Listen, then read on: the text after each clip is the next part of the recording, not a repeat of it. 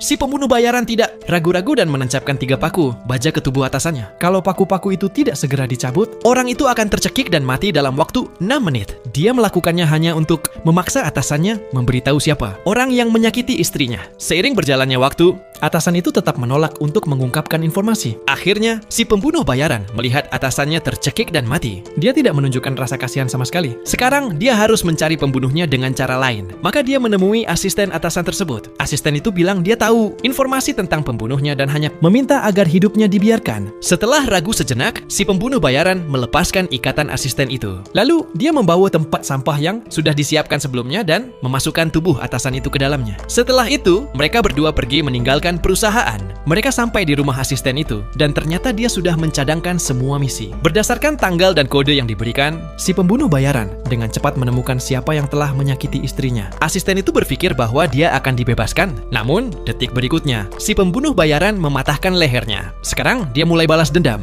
Berdasarkan informasi yang ada di kartu, dia menemukan alamat pembunuh tersebut. Dia sengaja melewati rumah itu untuk mengamati dulu. Setelah itu, dia parkir di tempat yang sepi dan merencanakan aksi untuk malam itu. Dia pergi ke supermarket untuk membeli barang-barang yang dibutuhkan. Lalu, dia parkir di dekatnya dan menunggu momen yang tepat. Saat malam tiba, pembunuh itu pulang sendirian. Si pembunuh bayaran tidak langsung masuk karena ada anjing penjaga di halaman. Dia melemparkan daging babi yang dicampur obat tidur ke halaman. Kemudian, dia menunggu dengan tenang di dekat mobil selama 30 menit. Setelah waktunya berlalu, dia membuka pintu sendiri. Anjing penjaga itu sudah pingsan. Dia masuk rumah dengan hati-hati dan mencari pembunuhnya. Saat dia membuka sebuah pintu, terdengar beberapa suara aneh. Suara itu mengungkapkan posisinya. Detik berikutnya, pembunuh itu melancarkan serangan mendadak. Si pembunuh bayaran awalnya tidak sempat bereaksi. Tapi sebagai seorang pembunuh bayaran top, dia segera menguasai keadaan. Dia mengambil pistol yang ada di tanah dengan cepat. Saat pembunuh itu maju, dia menembak dan membunuhnya seketika. Setelah itu, dia melemparkan botol molotov ke dalam rumah dan membuat semuanya terlihat seperti kecelakaan. Setelah mengurus pembunuh ini, si pembunuh bayaran memutuskan untuk mencari klien yang ada di balik semua ini. Berdasarkan informasi yang diperolehnya sebelumnya, dia dengan cepat melacak keberadaan klien tersebut. Dia mengikutinya secara diam-diam ke sebuah gym. Saat tidak ada yang memperhatikan, dia membuka loker milik klien. Di sana dia menemukan kartu akses dan langsung menyalinnya menggunakan mesin. Langkah pertama berhasil dilakukan tanpa hambatan.